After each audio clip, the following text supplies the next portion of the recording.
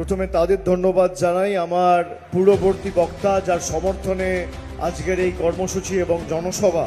বিধান উপাধ্যায় সহ রয়েছেন নরেন্দ্রনাথ চক্রবর্তী, পাণ্ডবেশ্বর বিধানসভার তৃণমূলের প্রার্থী, হরেরাম সিং রয়েছেন জামুরিয়ার চোড়াফুলের প্রার্থী, তৃণমূলের প্রার্থী রয়েছেন, প্রদীপ মজুমদার দুর্গাপুর পূর্ব বিধানসভা থেকে দলের প্রার্থী, কবি দত্ত আছেন দুর্গাপুর পশ্চিমের তৃণমূলের প্রার্থী, বর্ষিয়ান নেতা আসানসোল উত্তরের তৃণমূলের প্রার্থী মলয় ঘটক রয়েছেন, রানীগঞ্জ বিধানসভার দলের প্রার্থী জোড়াফুলের প্রার্থী কালোবরণ মণ্ডল। তাই আমার আপনার সবার প্রার্থী, মানুষের সর্বক্ষণের কর্মী, মানুষের সর্বক্ষণের সাথী, কারোর কাছে দাদা, কারোর কাছে বড়দা, কারোর কাছে ভাই হিসেবে পরিচিত, যার কার্যালয় সাধারণ মানুষের কাছে অবারিত দ্বার, সেই বিধান উপাধ্যায়কে চতুর্থবার জেতাবেন আর মমতা বন্দ্যোপাধ্যায়কে চতুর্থবার মুখ্যমন্ত্রী করবেন।